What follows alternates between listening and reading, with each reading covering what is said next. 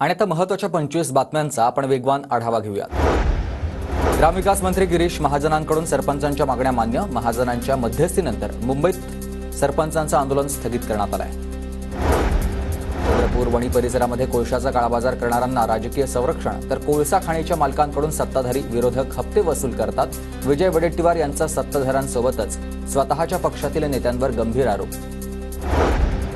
विखेंनी आव्हान दिलेल्या निवडणूक याचिकेवर 2 सप्टेंबरला सुनावणी। औरंगाबाद खंडपीठात सुनावणी होणार। विखेंची निवडणूक आयोगाकडे फेरमतमोजणी करण्याची मागणी।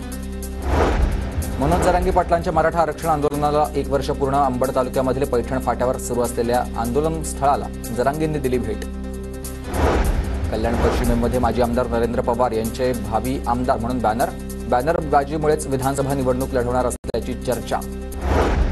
माजी सनदी अधिकारी चंद्रकांत गुडेवार सोलापूरमधून विधानसभा निवडणुकीच्या रिंगणात। निवडणुकीच्या पार्श्वभूमीवर चंद्रकांत गुडेवार यांच्याकडून नागरिकांच्या भेटीगाठी सुरू।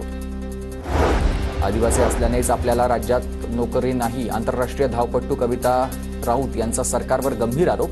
तर महाराष्ट्रात बदलीसाठी 10 वर्षांपासून पाठपुरावा सुरू। राऊतांची माहिती। पेसा कायद्याच्या माध्यमातून भरती करण्याच्या मागणीसाठी नाशिकमध्ये आंदोलन। बिगर आदिवासींच्या याचिकेमुळे भरती प्रक्रियेला स्थगिती। कोर्टाच्या स्थगितीमुळे निवड झालेल्या उमेदवारांची नियुक्ती रखडली। अजित पवारांनी दिवंगत खासदार वसंत चव्हाणांच्या कुटुंबियांची घेतली भेट। अजित पवारांकडून चव्हाण कुटुंबियांचं सांत्वन। भाजप नेते विनोद तावडेंनी शरद पवार गटाच्या नेत्यांची घेतली भेट। सांगलीमध्ये माजी मंत्री शिवाजीराव नाईक यांच्या घरी जाऊन घेतली भेट। राजकीय वर्तुळात चर्चा। आणि एक महत्त्वाची बातमी। अयोध्येत महाराष्ट्र भवन बांधण्यासाठी सरकारकडून निविदा काढण्यात आलेली आहे। अयोध्येत राज्यातील रामभक्तांसाठी 113 कोटी रुपये खर्चून महाराष्ट्र भवन बांधण्यात येणार आहे। सार्वजनिक बांधकाम विभागाकडून अयोध्येमध्ये 2 एकर परिसरात महाराष्ट्र भवन बांधण्यात येणार आहे। पूजा खेडकरच्या अटकपूर्व जामीन अर्जावर आज सुनावणी। दिल्ली हायकोर्टामध्ये अटकपूर्व जामीन अर्जावर सुनावणी होणार। बदलापूर बलात्कार प्रकरणीमध्ये अक्षय शिंदेवर 2रा गुन्हा दाखल। शाळेतील 2ऱ्या पीडित मुलीच्या नातेवाईकांकडून 2रा गुन्हा दाखल। मुंबई नाशिक महामार्गावर प्रचंड वाहतूक कोंडी। मुंबई नाशिक महामार्गावर 3 ते 4 किलोमीटरपर्यंत वाहनांच्या रांगा। काही दिवसांपूर्वीच मुख्यमंत्र्यांनी केली होती महामार्गाची पाहणी। पुणे पोर्श कार अपघात प्रकरणामधील मुलाचा पासपोर्ट आणि पोर्श कार परत द्या। अग्रवाल कुटुंबाची मागणी। बाल न्याय मंडळाच्या निर्णयाकडे सर्वांचंच लक्ष।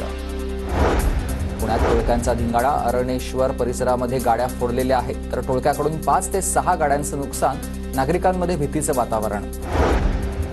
पुण्याच्या हडपसर भागामधील पुरंदर कॉलनीमध्ये किरकोळ वादातून टोळक्याकडून दुचाकींची तोडफोड।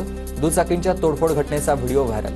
हडपसर पोलीस ठाण्यात 20 ते 25 जणांवर गुन्हा दाखल।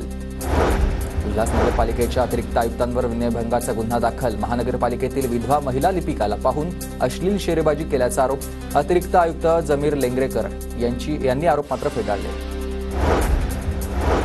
विधानसभा निवडणुकीच्या तोंडावर साखर कारखानदारांना मोठा दिलासा। राज्यातील 5 सहकारी साखर कारखान्यांच्या खात्यावर 487 कोटी रुपये रक्कम जमा।